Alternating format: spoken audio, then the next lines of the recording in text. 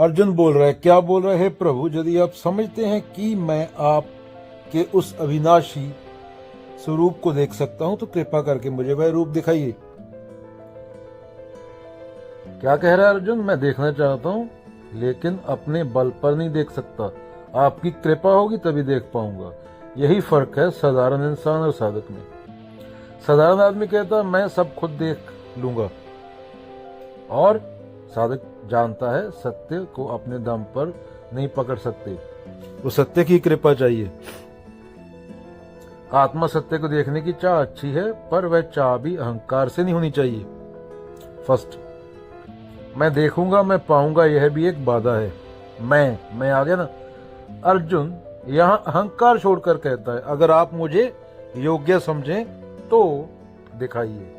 इसको क्या बोला गया? समर्पण, सरेंडर। अगर आप मुझे योग्य, अगर आपको लगता है मैं योग्य हूं इसके, तो दिखाइए। मान लो बच्चा कहे मुझे गणित का सवाल हल करना है, अकेले नहीं हो रहा, टीचर को बोले अगर आप चाहें तो समझाइए। यही अर्जुन की भावना है। बच्चा कहे मैं धरती को बचाना चाहता हूं ग्लोबल वार्मिंग से। अगर सच्चे लोग बोलने लगे, कमरों में बंद ना बैठे, जिनके अंदर प्रेम है, वो अपना फर्ज निभाएं, तो हम सब मिलके में भी कुछ कर सकते हैं। वैज्ञानिक जैसे कोई नेता जो ऑनेस्ट है, एक आधा बचा हुआ होगा जो,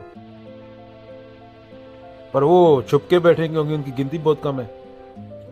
तो कोई बच्चा कहे कि अगर मेरे जैसे सोचने वाले लोग मेरे साथ मिल जाएं तो हम मिलके कुछ कर सकते हैं।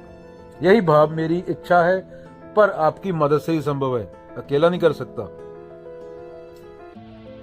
सत्य देखने की इच्छा पर्याप्त नहीं, समर्पण और कृपा आवश्यक है। जब बंदा कहता है मैं तैयार हूं, आप कृपा करें, तभी द्वार खुलते हैं। सिकंदर था, सिकंदर ने भारत में एक नागा साधु को देखा। सिकंदर बोला मैं पूरी दुनिया जीत लूंगा। साधु हंस पड़ा और बोला तू दुनिया को जीतने निकला, पहले खुद को तो जीत। तो बाहर जीतने से कुछ नहीं, क्योंकि बाहर अस्थाई है, असली विजय सत्य की पहचान है। तो अर्जुन यही बोल रहा है कृष्ण को कि कृपा कीजिए, टोटल सरेंडर कर रहा है। उस टाइम कृष्ण देव वाले कृष्ण नहीं, अगेन कृष्ण शुद्ध चेतना है, जो तेरे अंदर भी है, मेरे अंदर भी है, सबके अंदर है। सिकंदर का शरीर मर गया, पर जो सत्य था उसके अंदर वो शाश्वत है। जो सिकंदर के अंदर था वो तेरे अंदर भी है, वो मेरे अंदर भी है। बस अहंकार को हटाना होता है। अशोक, कलिंग युद्ध में अशोक ने हजारों को मरते देखा, वह टूट गया और बोला यह सब मेरा है, मैं राजा हूं। फिर समझ आ गया यह शरीर तो, सत्ता तो, राज्य तो नश्वर है, ये तो चले जाएंगे 40-50 साल में। और बुद्ध को मानने लगा फिर। तो राज्य, युद्ध, सत्ता, इसको क्या बोला गया है? अनात्मा। क्या राज्य, युद्ध, सत्ता क्या बोला गया है? अनात्मा। जो बदलता है वह सत्य नहीं। अशोक ने मुक्ति का रास्ता चुना क्योंकि उसे समझ आया कि असली मैं अंदर है। गैलीलियो ने कहा धरती ब्रह्मांड का केंद्र नहीं बल्कि यह तो घूम रही है। बाइबल वाले बोलते थे हम ही पूरे यूनिवर्स का सेंटर हैं। चर्च वालों के खिलाफ कोई आवाज नहीं उठाता था। वो बोलते थे सांप है, रस्सी को देख के बोलते थे सांप है, मतलब आंखें बंद करके अंधे लोग थे ना। तो गलीलियो ने बोला कि धरती ब्रह्मांड का केंद्र नहीं, यह तो घूम रही है। लोग नाराज हो गए, पर उसने सत्य देखा, पर उसकी कीमत भी चुकानी पड़ती है सत्य की।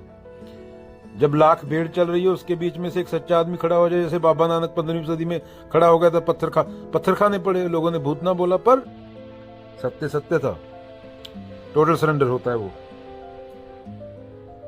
तो लोग नाराज हो जाते हैं अगर गलीलियो जैसे बोले भाई हम धरती का कोई, हम कोई स्पेशल नहीं है, we are just fucking stupid people who take ourselves too seriously.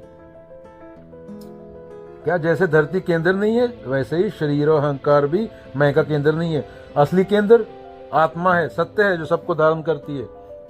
Mahatma Gandhi ले लो, अंग्रेजों के पास बहुत ताकत थी, सेना, बंदूकें, गांधी के पास कुछ नहीं था, पर उसने कहा सत्य और हिंसा मेरी ताकत है। दुनिया चौंक गई।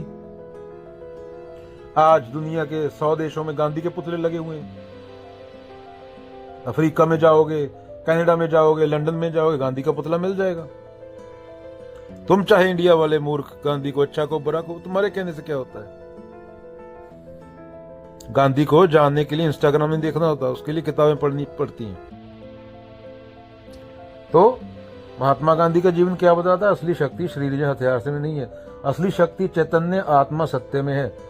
बाहर की ताकत सीमित है, सत्य की ताकत असीम है।